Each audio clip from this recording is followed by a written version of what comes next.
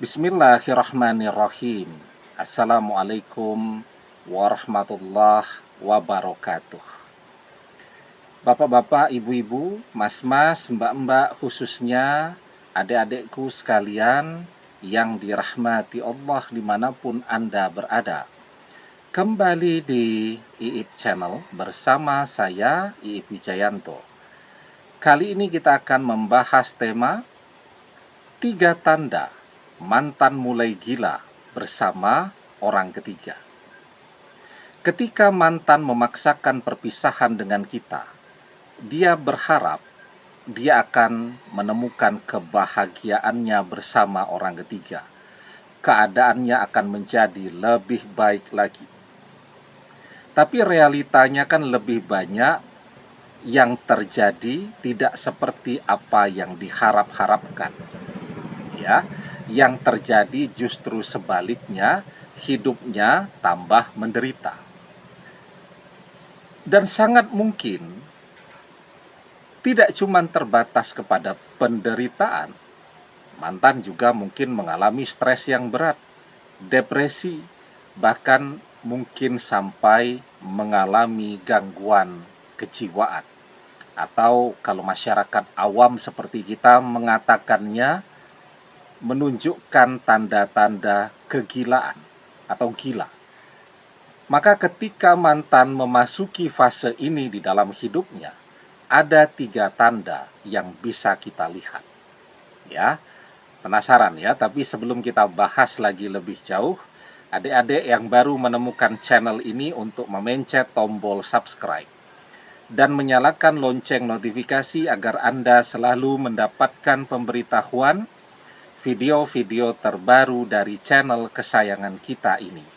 Dengan subscribe, doa-doa kita selalu terhubung sehingga kita selalu bisa berdoa bersama-sama ya.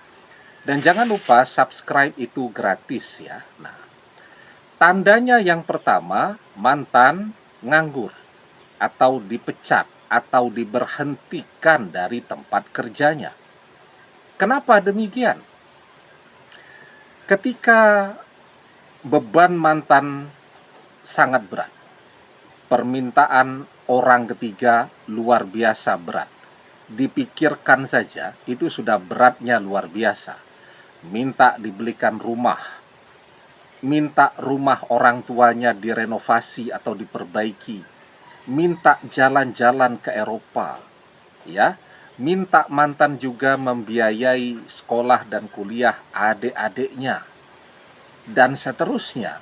Padahal kita tahu persis gaji mantan dari bekerja biasa-biasa saja, tidak besar.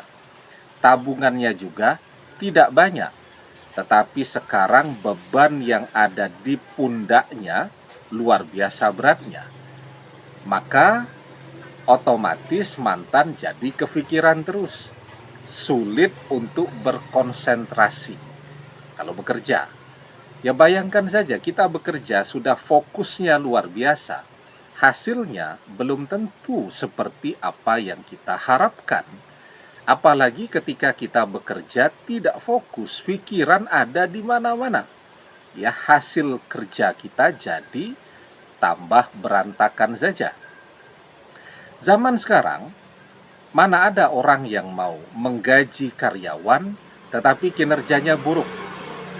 Ya, menggaji karyawan tapi pekerjaannya asal-asalan. Tidak mau orang. Maka karena mantan tidak bisa berkonsentrasi sekarang, hasilnya dia diberhentikan dari tempat bekerjanya. Ya, belum lagi orang ketiga itu tipenya kalau keinginannya tidak keturutan, maka dia ngamuk. Ya, stamina bertengkarnya luar biasa hebatnya. Kalau orang bertengkar 15 menit, setengah jam selesai. Kalau orang ketiga bisa berhari-hari. Misal mantan lagi di tempat kerja pun masih terus tuh diajak bertengkar dengan chatting WhatsApp dan seterusnya. Wajar kan kalau mantan kemudian tidak bisa berkonsentrasi, ya, pikirannya kemana-mana dan seterusnya. yang hasilnya mantan dipecat dari tempat kerjanya, jadi nganggur. Ya. Yang kedua, kita bisa melihat perubahan pada penampilan mantan. Mantan terlihat sangat capek, terlihat sangat tua, kurang istirahat, kurus kering, dan sakit-sakitan. Ya. Kenapa demikian? Karena bersama orang ketiga, mantan jadi kehilangan selera makannya. Bertengkar terus isinya setiap hari. Ya, tidak bisa lagi mendapatkan tidur dengan jumlah jam yang cukup dan tidur yang berkualitas. Padahal tidur yang cukup dan berkualitas itu kan sangat penting untuk menjaga kesehatan kita.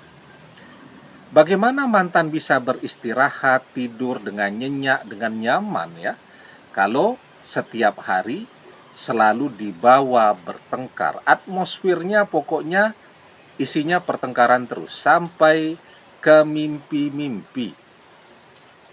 Bangun tidak nafsu makan karena kepikiran.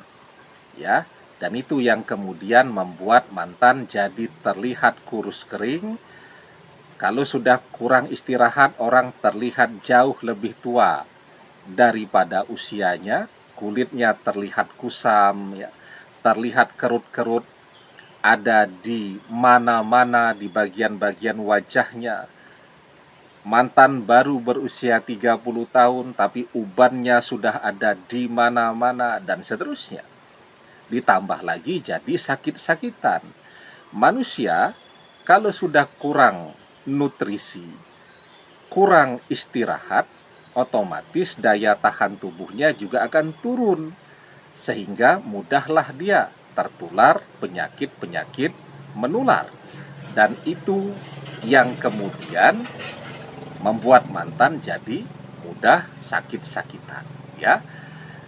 Dan yang ketiga nih, ketika mantan bersama orang ketiga, ya, dan mantan terlihat awalnya begitu bahagia, rajin muncul di media sosial, membanggakan orang ketiga kepada teman-teman dan sahabat-sahabatnya.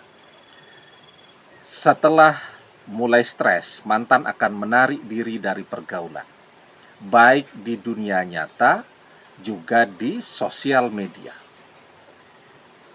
Kalau kita telepon kepada teman-teman dan sahabat-sahabatnya mantan, keluhannya semuanya sama. Mantan sulit dihubungi, tidak mau ditemui, dan seterusnya. Ya, begitu juga kalau kita mengintip media sosialnya mantan. Mantan sudah tidak pernah posting apapun lagi. Jadi dia menarik diri dari pergaulannya. Padahal kita tahu persis mantan ini adalah orang yang suka bergaul. Orangnya supel, ramah, temannya banyak, pergaulannya luas. Tapi sekarang mantan menjadi orang yang suka menyendiri. Ya, mantan yang biasanya hobi ngobrol dan seterusnya sekarang jadi hobinya termenung. Ya, mantan yang biasanya ceria sekarang menjadi seseorang yang selalu terlihat muram, ya, kehilangan cahaya dari wajahnya, kehilangan keceriaannya, dan seterusnya. Nah, jadi ketika orang mulai mengalami gangguan kejiwaan, perubahan yang paling terlihat, dia akan menarik diri dari pergaulan, dari suka bergaul jadi menyendiri. Ya, begitupun kalau ada orang atau teman sahabatnya yang peduli sama dia, kemudian berusaha untuk ketemu mantan, berusaha ngobrol dan seterusnya, dia akan melihat kalau diajak ngobrol, mantan jadi tidak nyambung, dan emosinya menjadi sedemikian tingginya, mudah marah, mudah ngamuk, mudah bertengkar, dan seterusnya. Mantan menarik diri dari pergaulan, teman-temannya juga yang berusaha untuk dekat jadi menjauh. Kan tidak asik tuh kalau punya teman diajak ngobrol malah ngajak bertengkar. Nah, jadi itu 3 tanda yang bisa kita lihat pada diri mantan. Ternyata bersama orang ketiga bukannya bahagia, mantan malah mulai gila. Manusia itu ketika dia tidak belajar bersyukur, mantan kan tidak bersyukur nih dengan kehadiran kita. Karena tidak bersyukur, apa yang kemudian mantan lakukan? Mengkhianati kita, ya tidak? Ya, mantan mengkhianati kita, ngejar-ngejar orang ketiga karena tidak pernah bersyukur dengan kehadiran kita. Dan ketika orang tidak pandai bersyukur, yang dia dapatkan bukan kebahagiaan, tetapi justru penderitaan, azab dunia. Maka Allah Subhanahu wa Ta'ala mengajarkan kepada kita, la in syakartum la azidannakum wa la in kafartum inna azabil lasyadid. Jika kalian pandai bersyukur atas nikmatku, kata Allah, maka akan aku tambahkan nikmatku untuk kalian. Tapi jika kalian tidak pandai bersyukur, maka sesungguhnya azabku sangat pedih. Demikian, semoga bermanfaat. Wallahu a'lam bissawab, billahi taufik wal hidayah. Assalamualaikum warahmatullahi wabarakatuh.